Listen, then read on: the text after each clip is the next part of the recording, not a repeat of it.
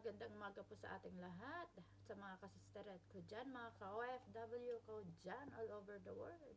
Kumusta na kayo? Ayan, pagpasok lang ako dito sa trabaho, kaalis lang na amo ko. Masok na rin siya sa kanyang trabaho, sa kanyang opisina, so mag-isa na naman tayo dito. Ngayon may ipapakita ako sa inyo, guys. Kasama ng aking, kasama ng ano, muna natin iano yan. Ito muna papakita natin sa inyo. Familiar ba kayo dito, guys? Kasi curious ako sa lasa nito. Yan, box natin. Nakasig pa siya. Hindi siya balot. Hindi siya balot, guys. Alam nyo ba to? Ito ang titikman natin kung anong lasa. Na-curious kasi ako, may nakita ko sa Phil Foods. Pinili ko. Try natin. Unbox natin. Ang Century. Sabang niya Century egg. Tingnan natin kung anong lasa nito. Kasi yung mga ano nito hindi nila yung sabi mo, sarap daw. Parang pagbukas mo pa lang hindi, parang dinaing na hindi ko maintindihan. Ang amoy niya parang dinaing na hindi mo maintindihan. Parang siyang balot. Parang balot ang tsura niya. Ang balot niya, may itim-itim siya sa loob. Makikita niyo siya. Ang laki. Tignan natin kung anong lasa nito. Buksan na natin. 1, 2, 3. Ano to? Tignan nyo, guys. Ang loob. Hindi naman as in mabaho. Okay lang naman yung amoy niya. Para siyang itlog ng maalat. Guys. Buksan natin, ha? Wait. Sabi niya mapanghi. Hindi naman mapanghi. Curious kasi ako sa lasa nito eh. Century egg na sinasabi nila. Century egg. Parang jelly siya eh. Ang jelly. Jelly, guys. Paano kaya nila ginawa to? Black na black. Itim na itim. Parang daing lang siya. Hindi daing na itlog. Pero nasa ito yung tsura niya, guys. Black na black. Ano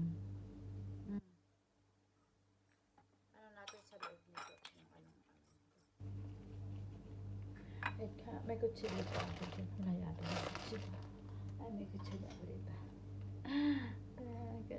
Ayun nito sa loob. Patin yan. May nakikita ko ibang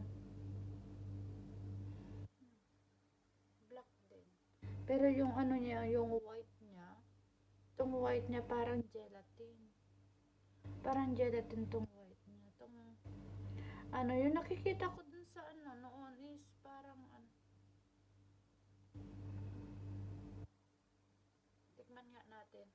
Tikman natin, guys, kung anong lasa.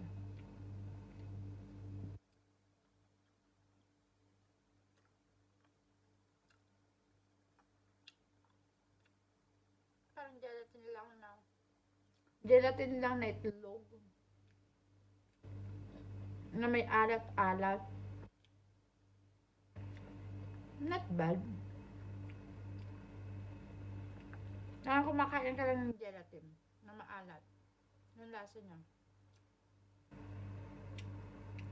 Na hindi matamis. Na naman siya lasa na asin na. Sabi niya, panghi. Hindi naman. Lasa rin to.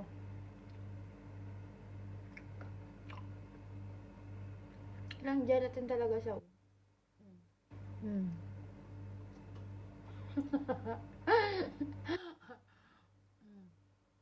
Gelatin guys. Natikman ko tong yok niya. Kung anong lasa ng yok.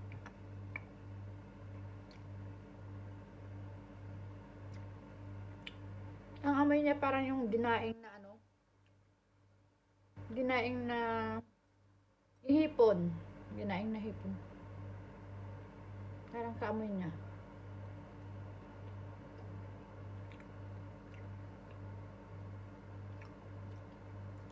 Mm.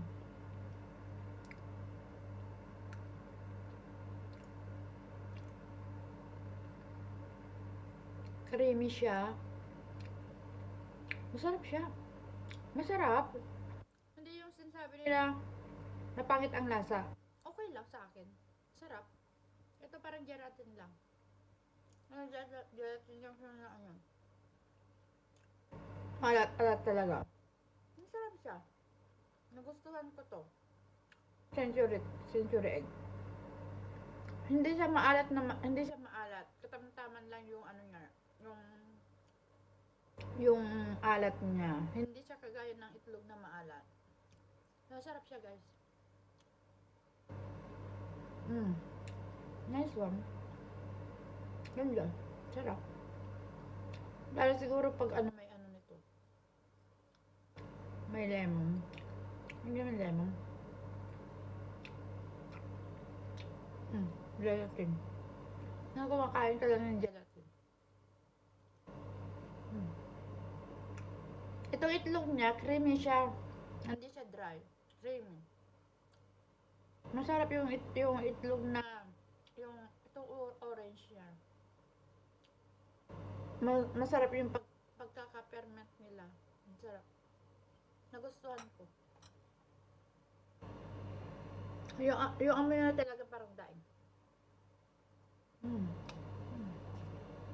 Ang loob nito, ganyan ang loob niya. Nasa shell.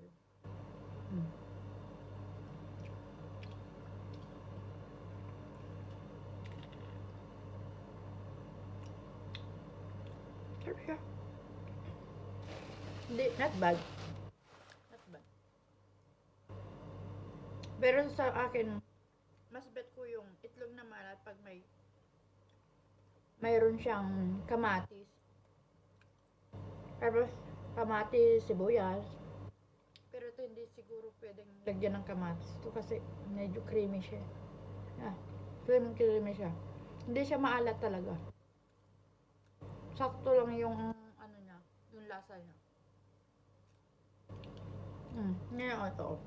Ito yung yellow, ay yung ano, pinaka-orange niya. Nalagyan ganyan ng kulay.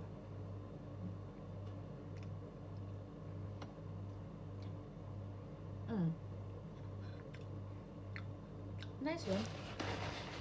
Tapos sakain tayo ng ano. Ang himalo. Bread. Ay, ng biscuit. Biscoto. Biscoto. Kasi masyado siyang creamy.